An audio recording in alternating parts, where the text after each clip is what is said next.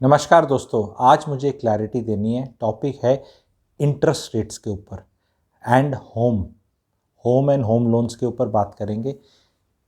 This is the best time to buy homes and how people are not able to understand the interest rates. Interest rates isolation में देखे जा रहे हैं कि interest rate बढ़ गए हैं।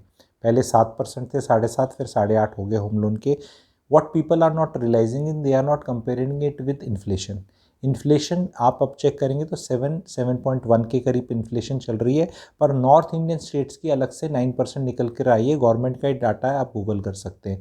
तो अगर मेरा होम लोन 8.25 या 8.5 के बीच में है और मेरी इन्फ्लेशन 9 पे है, तो मेरे को -0.5 -0.75 पे चीज़ मिल रही है। आपको इस चीज़ को समझना है। कभी भी इंटरेस्ट रेट्स को देखें तो इस तरह देखें, अगर इन्फ्लेशन 4% है और इंटरेस्ट रेट 7% है तो +3% है, क्योंकि पैसे की वैल्यू कम हो रही है। इसको एक्सट्रीम सेंस में मैं बताता हूँ। अगर आपने लेट से 20 साल पहले 10 लाख रुपए का लोन लिया होता, तो जैसा वो 10 लाख सर पे बैठा था 20 साल पहले, उतना बोझ आज नहीं दिखता, क्योंकि पैसे की वैल्यू कम हो जाती है। मैं आपको कुछ डेटा की तरह समझाना चाह रहा हूँ, आप ध्यान से समझें। जब डीमोनेटाइजेशन हुआ था तब इंडिया में 17-18 लाख करोड़ कैश था। 18 lakh crore, 17.96 is the exact figure. I think 18 lakh के करीब लगा लो आप, ठीक है। अब 30 लाख करोड़ कैश क्रॉस कर चुका है। पिछले 6 साल में 12 लाख करोड़ कैश ऐड हुआ है, cash with an average of 2 lakh crore cash every year. This shows that note बहुत छपे हैं, तो वो इन्फ्लेशन में वो केटर हो रहा है, वो इन्फ्लेशन को ही केटर कर रहा है, वो पैसा आ रहा है। और इस रेट पे जैसे अभी 30 लाख करोड़ है, तो हो सकता है अगले 6 से 7 साल में जैसे कि इकोनॉमी भी ग्रो करेगी तो 50 लाख करोड़ कैश आ जाएगा इंडिया में। जो डिमोनेटाइजेशन के टाइम पे 18 था, अब 30 है। हो सकता है 5 से 6 साल में 50 लाख करोड़ भी क्रॉस कर जाए। तो this is the time to be in real assets. अब now what is happening is, people से share market which is good, but share market में इन्फ्लेशन की वजह से किस किस कंपनी के पास प्राइसिंग पावर है, किसके पास प्राइसिंग पावर नहीं है, उसका हमको आइडिया नहीं है अभी। उसके लिए कोई मार्जिन्स इरोड होंगे।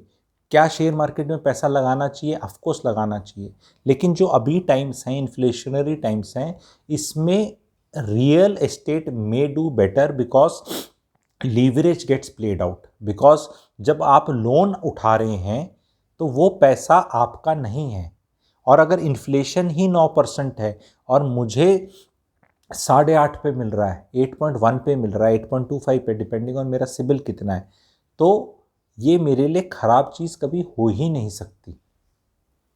Only thing is that I should be sure of my monthly cash flows. तो मेरी नौकरी अगर ठीक ठाक है, मैं प्रोफेशनल हूँ, वाइफ की एडिड नौकरी है, तो आप अपने लीवरेज को आराम से प्लान कर सकते हैं। आने वाले टाइम में real estate is going to do very well. We are on a uptick path. Lot of families going times will go for smaller houses, smaller units, and will not stay as a larger unit. ठीक है।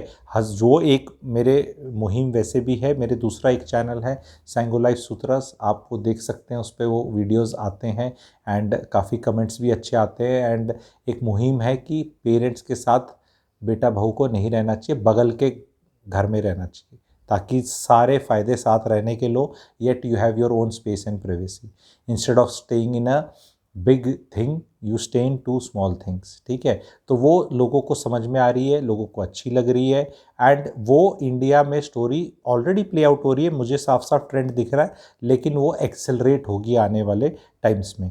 तो B in real assets, ठीक है।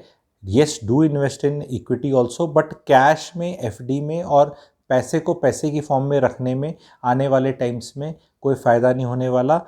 Keep an I on the inflation. Inflation कहीं बहुत जल्दी गायब नहीं होने वाली, अभी कम हो सकती है because of higher base rate, ठीक है, बट ऐसी कहीं गायब नहीं होने वाली। तो we have to be smart. It is like running on treadmill, to stay at the same place you have to keep running. तो in coming times it will become challenging. And another thing which separates middle class from lower class, because lower class is catching up really very fast, is that middle class has got a financial history and middle class can use leverage because they can get loans. अभी formal income में नहीं आई है lower class, तो as a result they are not able to leverage their earnings, and since they are not able to leverage तो they can't catapult. अभी जो middle class है उसकी अर्निंग्स ऐसे ग्रेटली भाग नहीं रही, but the it is everything is in a formal way, you can get loans here, the loan rates are very high. This class is catching up today. If the middle class doesn't use leverage, ठीक है, and doesn't get into real assets which become very difficult for these people to acquire, then they will merge with the lower class. Lower class will become lower middle class, and middle class, everybody will collapse to middle class, and there will be a big lower middle class in the country. This is what I am saying. You have to protect. So what happens is, there are times when my salary is not increasing, there are times when my income is not increasing, I am stuck at 1.5 lakh income, 2 lakh rupees income, or 1.4 lakh, but it is in a way coming in a formal way to my bank account. There's a history, there is a CIBIL score, I can use leverage. So because if you just put 5,000, 10,000, 20,000 in SIP, you are not becoming rich in 3 years, 2 years, 20 years. May people give a figure, 20 years, you don't know what inflation is. So if inflation is 7, 8, 9% and your money is going to get 10, 11, 12%, it is just plus 1, 2, 3% only. It is not something great. That you have to understand. And the informal sector जो है ये वाला, ये ऊपर आ रहा है, तो आपका एडवांटेज सबसे ज़्यादा क्या है, that you can use leverage. Middle class के लिए बता रहा हूँ मैं, क्लैरिटी दे रहा हूँ, एंड लोअर क्लास को, जो ऑडियंस है जो सुन रहा है, please start putting your money in bank, start having a financial history, ठीक है, otherwise you will never be able to leverage. वो पैसे ऐसे हाथ में लेके घूमते रहोगे, कहीं बिस्तर के नीचे डालते रहोगे, उससे बहुत भला नहीं होने वाला। बिकॉज ये पैसा जो मैं आप लोग को बता रहा हूँ ना, एक इन्फ्लेशन का दानव चल रहा है, वो उसको दीमक की तरह वो ख़त्म कर रहा है। तो इनको भी एडवाइस है कि कम इन टू द दिस थिंग, इन लोग को एडवाइस है कि भाई तुम अपना लीवरेज करो, चीज़ें लो, रियल एसेट्स में रहो, और पापा मम्मी को भी ये बोलना है कि एफडी का खेलना थोड़ा कम करो।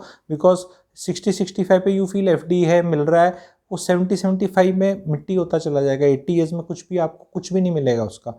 20 लाख की एफडी आपको 10,000 रुपये महीने का दे रही है 6%, ठीक है, एंड बहुत लोगों को उससे कम भी मिलता है कि बैंकों में। आने वाले टाइम में ये इंटरेस्ट रेट्स भी कम होंगे। इन्फ्लेशन ऑलरेडी इस पैसे को -3% कर रही है, क्योंकि 9% मैंने बताया नॉर्थ इंडिया में है, तो ऑलरेडी -3 फॉर श्योर शॉट हो रहा है। तो it will make sense for these people also to get in to assets jointly with their next generation, because with your 20, 30, 40 lakh rupees you actually can't own a big asset. That is also known. So you can combine your resources and money with the next generation and make assets which are giving you cash flows in terms of rent, because in that your not only the capital appreciation happens but also the rental comes in a cash flow, and फिर जब वो rent है उसको mutual fund में डाल लेना, ठीक है, या उसको यूज़ कर लेना। I hope I have been able to settle this query and these doubts, and आप में से how many will follow me, please type F ये एडवाइस को जो फॉलो करेंगे, बिकॉज 10-20 लोग भी करेंगे तो आई फील कि okay, as a creator I feel happy. आपको मोटा मोटा समझ में आ गई and you will follow it, ठीक है, तो please type F। Thank you very much.